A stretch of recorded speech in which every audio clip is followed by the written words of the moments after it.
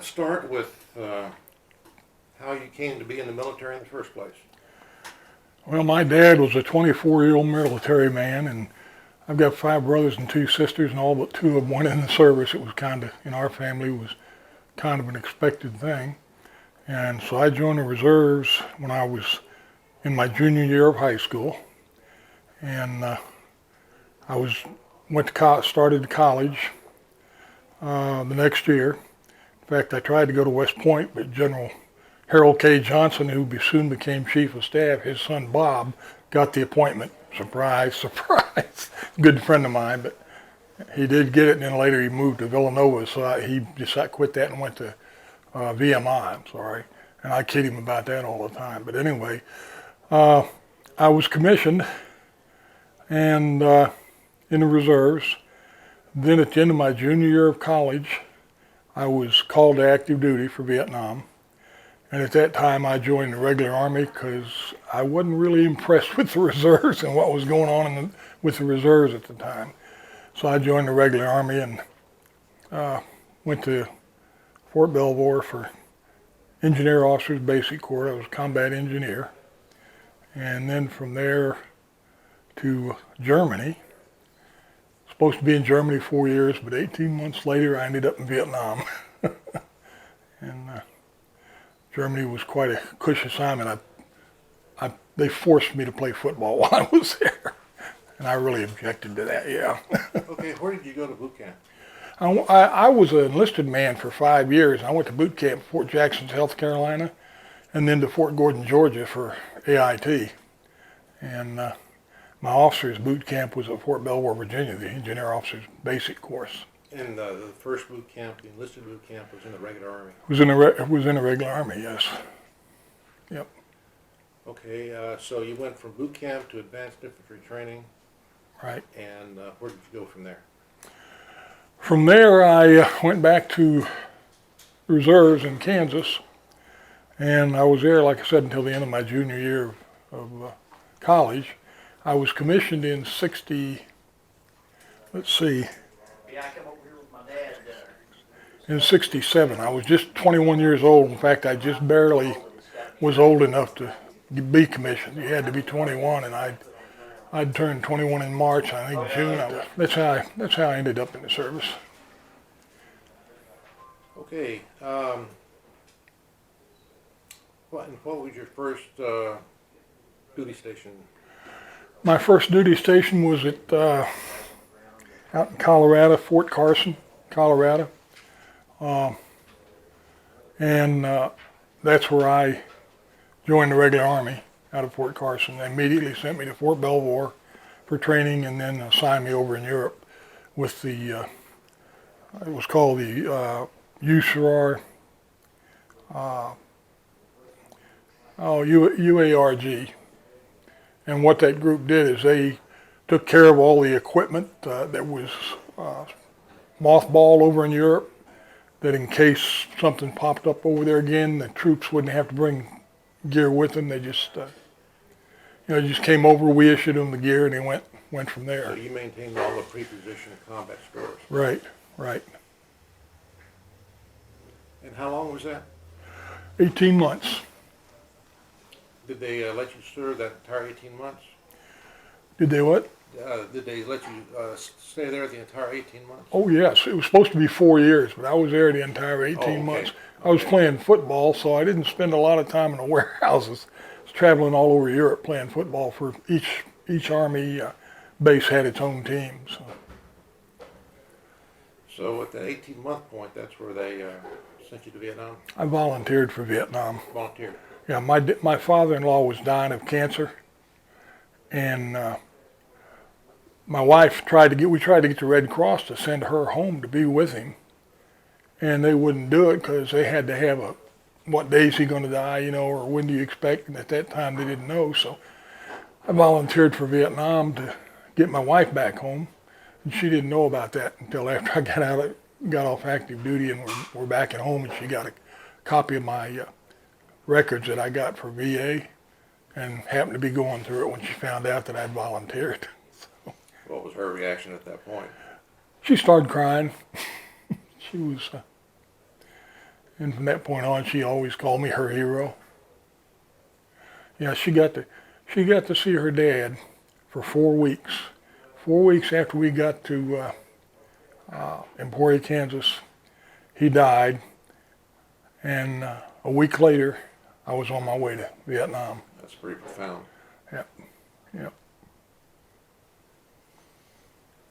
So, how did you get to Vietnam? What was the mode of transport? Airplane, military mats. They went to Philippines, to Guam, to Japan, and then up to South Vietnam, Da Nang. And once you reached Da Nang, where did you go?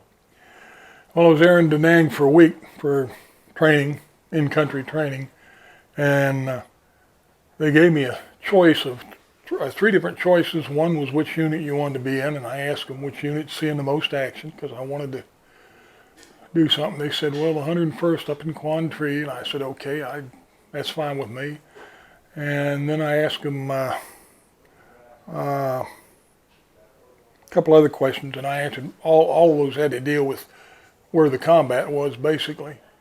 And so I got sent up with the 101st. I was with the 27th Engineer Battalion, Company A, that was tasked to the 101st during the Vietnam War. So you were sent as a combat engineer? As a combat engineer, yes. And my first assignment was a company commander of Alpha Company of the 27th Engineer Battalion. What type of equipment did y'all have?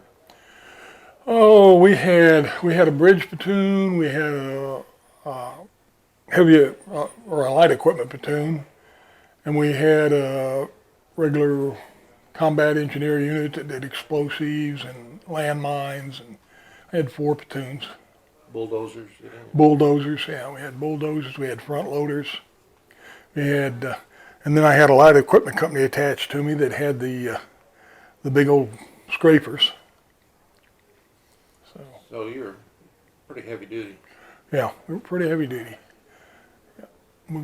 We built the road out to Firestone Bastogne. It was a 2-way highway. You know, below you went one way, and above you went the other way.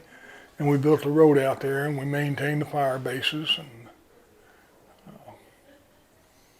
so how difficult was it to do that in terms of enemy action?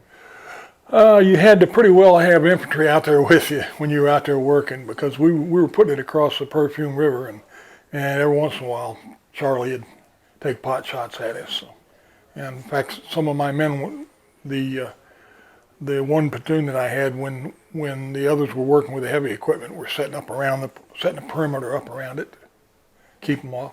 In fact, in one situation, when we were working into the Ashaw Valley, we ran into North Vietnamese working on the same road coming the other way, and there weren't any shots fired because we were both stunned, and they took off and we took off.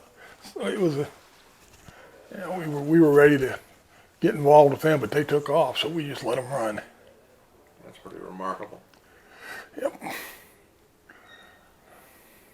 So how long were you at that location?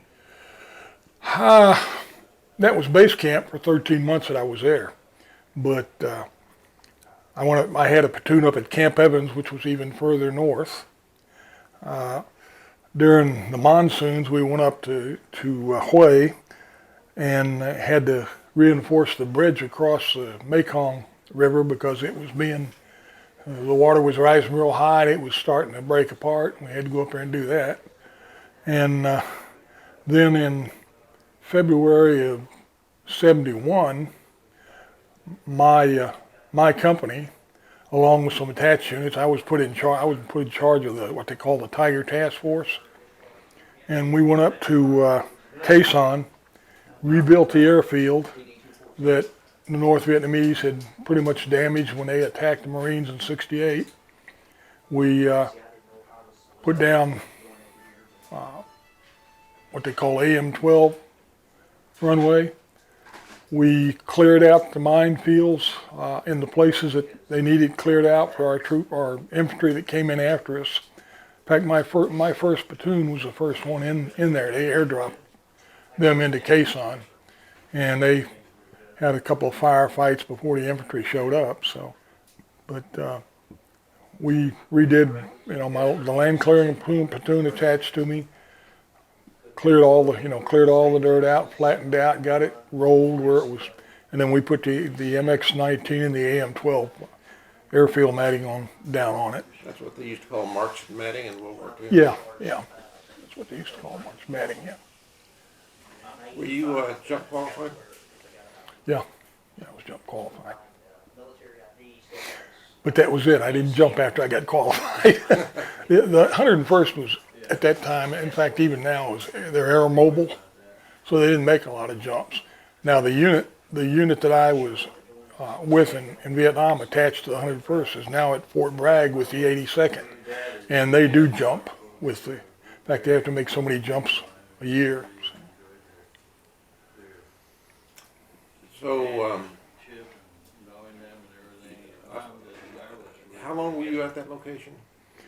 In Khe Sanh, Yeah. from February to the end of April, about that period.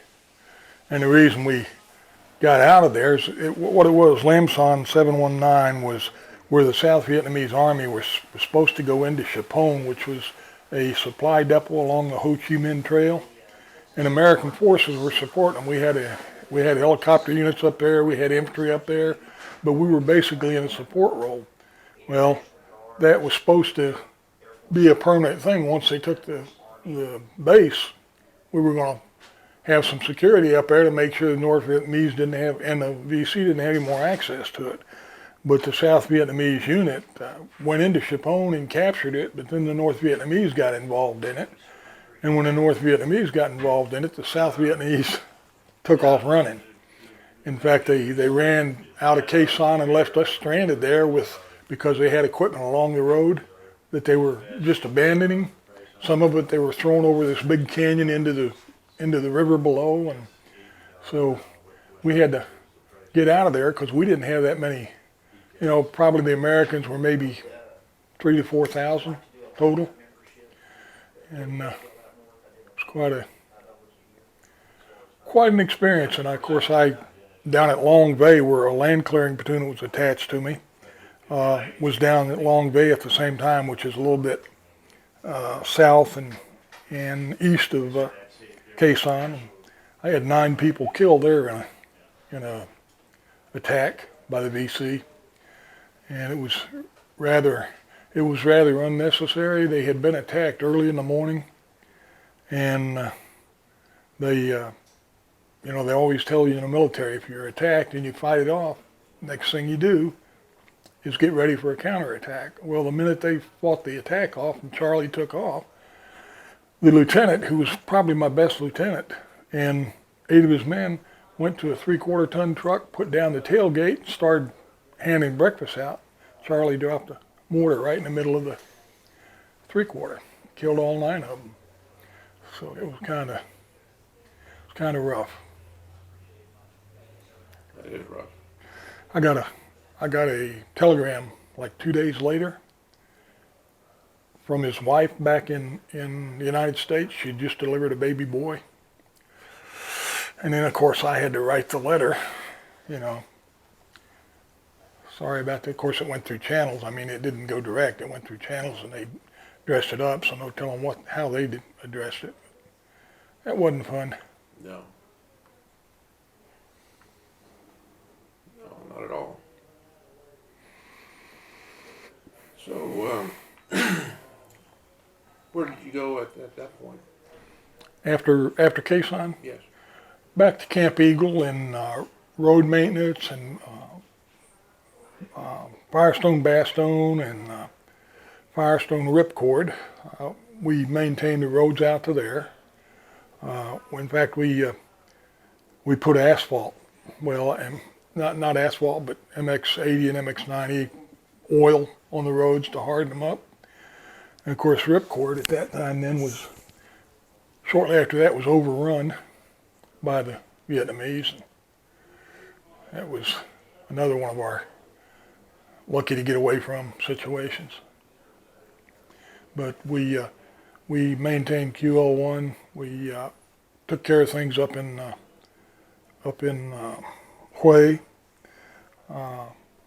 Phu Airport was the main airport in that area, and we actually built the revetments and put down the airfield matting and that in Phu, so we maintained that a lot. In fact, we extended the airfield. They needed the airfield extended for some aircraft that couldn't quite land in what they had. So. And we had an airfield up at Camp Evans that my people maintained. So it was pretty busy. Very little time in base camp. Okay, what happened after that? Well, at the end of my tour, last 3 months, I was a battalion executive officer because the executive officer had transferred back to the States, deroast, and I was a battalion executive officer for those 3 months at Camp Eagle. So it was. What stands out in your mind about your tour? About my tour, the operation at Khe Sanh, for one.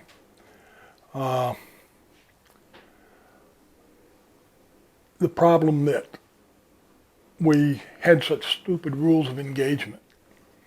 You know, the Vietnamese bury their people in mounds that come above the ground, just mounds of dirt. And of course, those are no fire zones.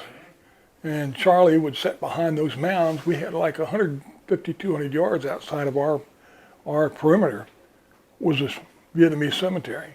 Charlie would sit outside there and lob stuff in, and you couldn't get permission to fire. And another situation that was particularly stupid was when we were being directly attacked on our perimeter. We had to call the general, 101st Airborne Commander, and get permission to open fire. Well, he called a couple of gunships in from Phu, which was only 2 or 3 miles from where we were, and we got permission to return fire a little bit, but the Cobra couldn't just open fire. He had to get permission. By the time he got permission, he was running low on fuel, so he had to run back to Phu, get another Cobra out there, and of course he had to get permission to open fire. He couldn't use his other ship's permission. And another thing that happened while we were there is during a lot of our time in base camp, when my company was in base camp, we had to put our weapons in a weapons storage unit, a hooch basically. And we were getting hit one night, and we had to stand in line with our guards to get our weapons while we're being attacked. So that didn't sit well with me.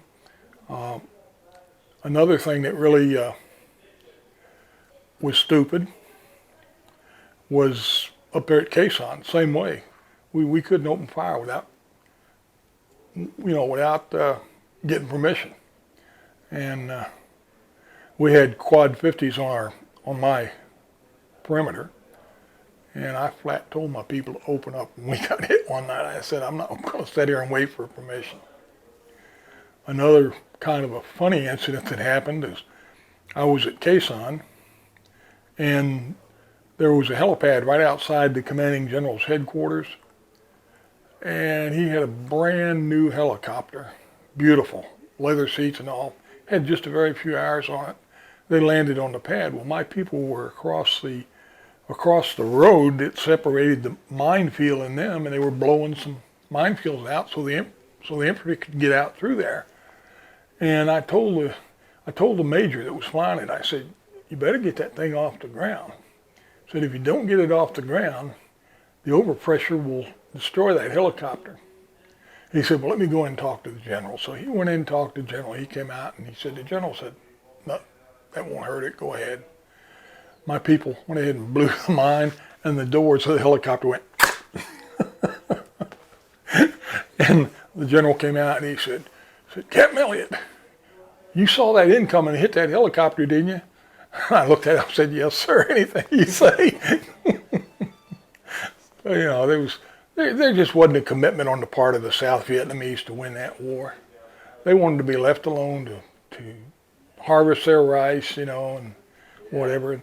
And you didn't. And another thing that was bad was like at Quezon, we were in a battalion commanders meeting one evening, and of course the South Vietnamese, a couple of their officers, were there joining us. The next thing we know, this South Vietnamese colonel comes in, walks up to one of his officers and shoots him in the head, right there in front of everybody. And, we're sitting there, what in the world? Well, he told us that that particular guy was setting targets for the VC and the North Vietnamese inside the base. And it didn't surprise us because that was not uncommon. You didn't know who was your enemy and who was the bad guy. And another thing that really didn't set well was and when we were in base camp, we had a company cook who was Vietnamese. They hired Vietnamese to do the cooking and a few other things. And he was serving the troops. One night he was leaving. They had to have everybody off base by 5 o'clock. So one night he was leaving off base, going through the gate. They shot him in the head. Come to find out, he was not only spotting for the enemy, he was selling cocaine and heroin to my troops as he went through the serving line. And you heard when I came back to the States, I heard only about 5 to 10% of those troops are using drugs. It was more like 30 to 40% of the troops were using drugs. It's like when you're sent out to do a fight and they tie your hands behind you, it affects you. And I think that's why a lot of them are on drugs. They just, they felt like they weren't allowed to do their job. So yeah, it was interesting. And then another thing which I always complained about, right down on our bunker line. My hooch and company headquarters was setting up on a hill, but our bunker line was down in a lower area. Right here on the left of our bunker line, they had a laundromat being where the troops took all their clothes to be washed by the Vietnamese. Well, it got to where we knew that if they left before 5 o'clock, we were going to be attacked. So somebody in there knew what was going on. And so I had one of my people in the base camp. I said, you just watch that. If you see them leave early in the afternoon or any time other than 5 o'clock, give us a yell. Of course, when they'd do that, we'd go to code red and we'd get set up, and sure enough, we'd start getting hit.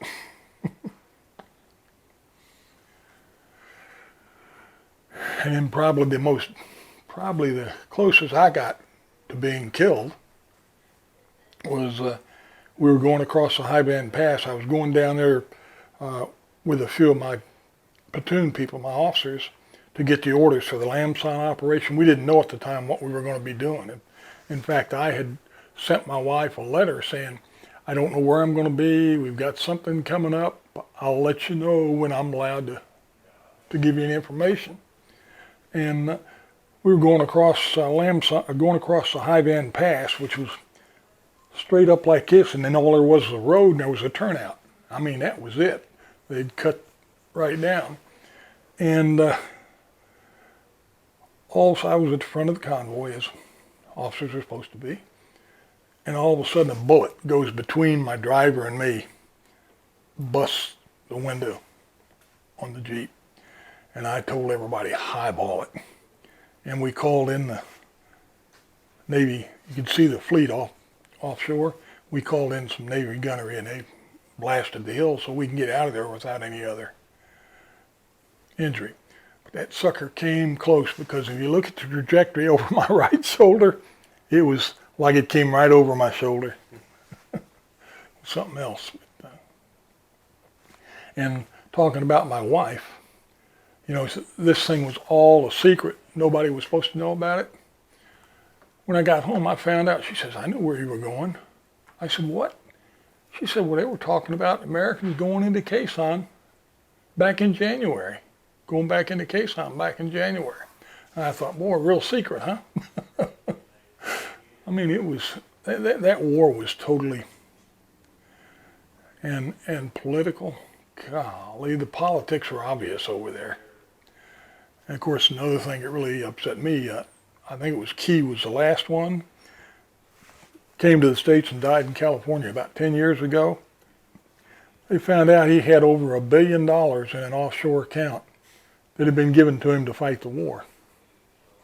And I think the government got it back, but still, it's the idea that he was enriching himself and didn't really care about his troops. It was something else. Let's talk about the Bronze Star. Well, I got the Bronze Star because it was when we were at Quezon. I've got 3 Bronze Stars, by the way. But the one that's the V device, the other 2 are service, for performance or something, whatever they give you. But the one with the V device, we were at Quezon, we were taking fire, and I was out there on the airfield with my people trying to protect aircraft and get them off the ground and stuff. And then a Huey came flying in from Chapone. It had been hit, was on fire, and was getting ready to crash. And 2 of my enlisted people and I were standing there, and as soon as it got to the ground, the rounds were cooking off of it, just coming straight out. 3 of us rolled underneath the rounds and got over there and pulled the crew out, but we weren't able to save them. They were all on those Hueys. The magnesium was so extensive that, well, when you burn magnesium, it just heats up. So we weren't able to save them, but that's where I got the Bronze Star for V device. Didn't ever feel like I deserved it. I was just trying to, but that's where I got it. They both got the Soldier's Medal, which is a very high medal. I put him in for Silver Star, but I don't understand why it got converted to a Soldier's Medal, because that's a peacetime medal. But anyway, that's where that happened. Yeah, there was no war declared, so technically it was peacetime. Yeah.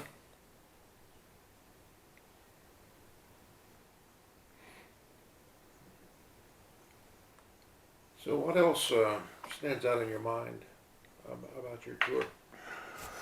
Oh, had a little 8-year-old kid in our Delta company that I'll never forget. Everybody was kind of talking to him, Vietnamese kid. Next thing we know, he puts a grenade in the tank of the Delta company commander's Jeep.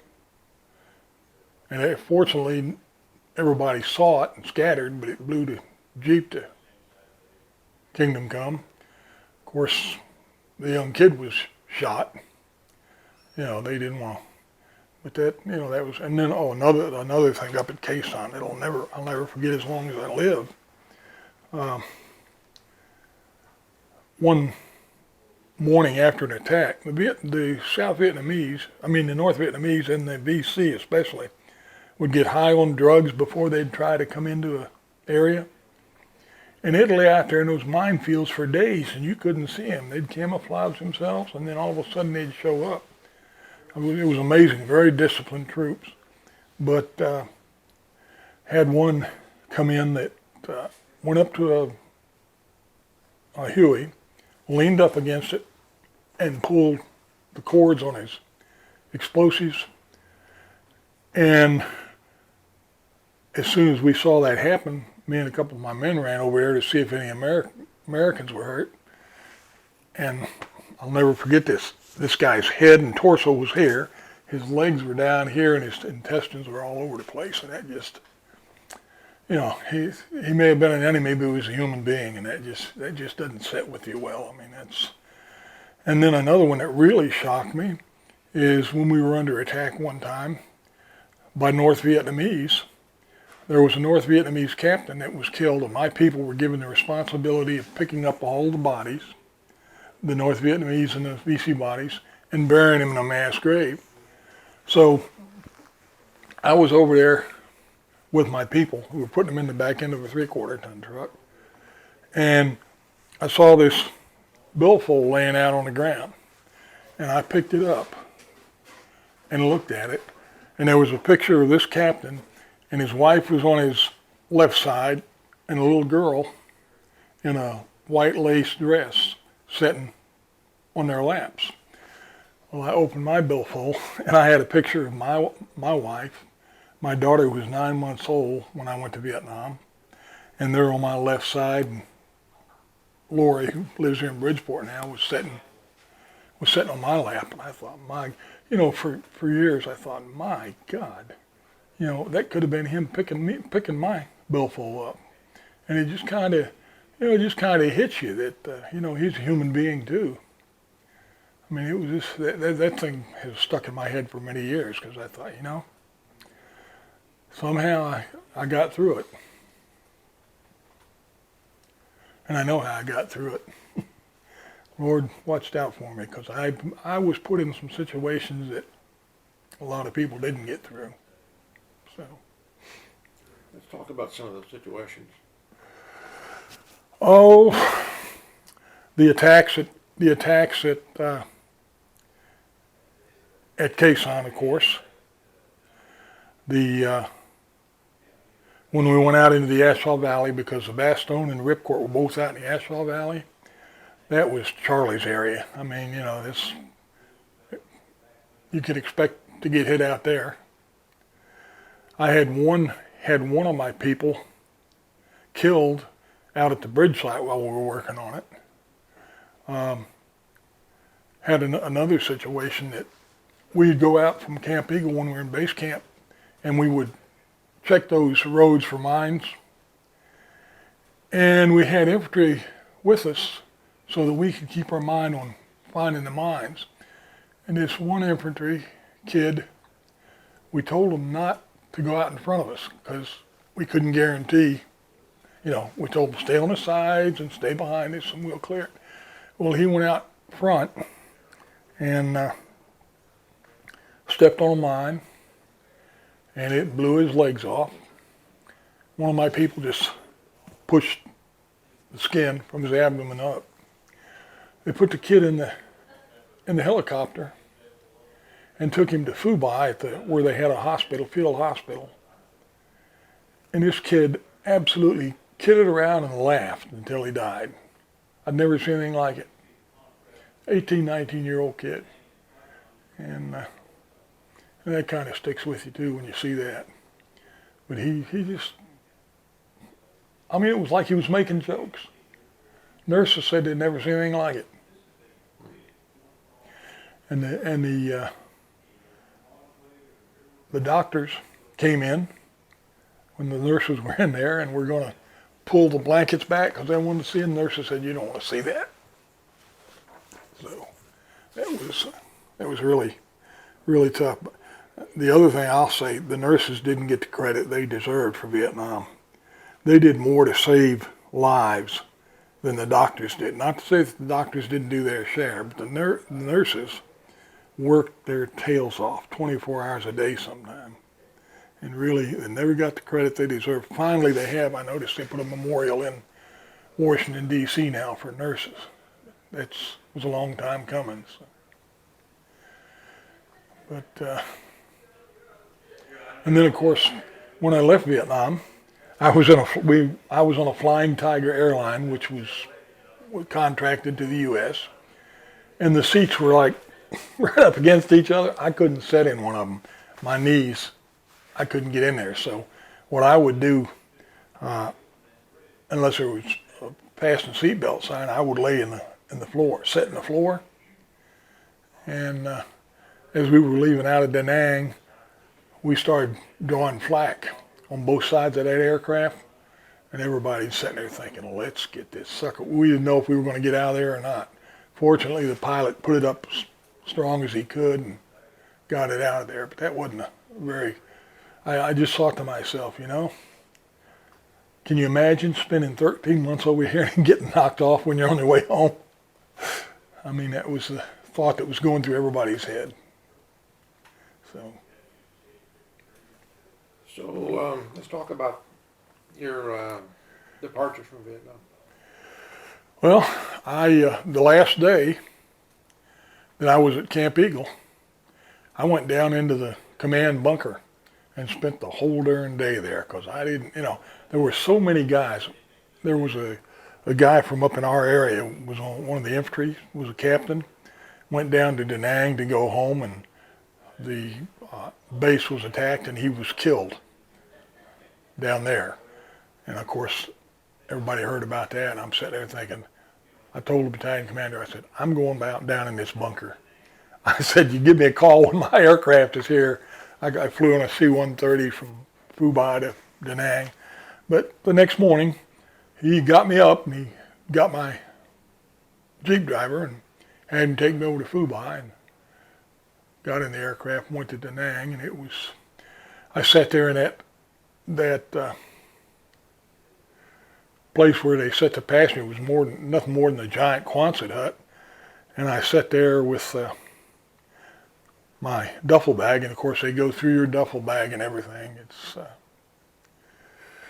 And I had some pictures that I had taken that they apparently didn't want going back with me, because when I got through and checked my duffel bag again, they were gone. But I didn't tell them about the ones I had slides, so I've got the slides of that operation. But that was, and the feeling when that airplane started taking off, we thought, well, we called him the Freedom Bird. But when that flak started coming from both sides, I mean, that was tough. But we made it. Flew into Seattle-Tacoma Air Base in Washington, and they had to take us move us back off the tarmac because there was demonstrations going at the gate, people throwing stuff, and peace signs, and what I call the hippie world was at its best. So then I went from Seattle-Tacoma on another aircraft to Wichita, Kansas, where my wife met me.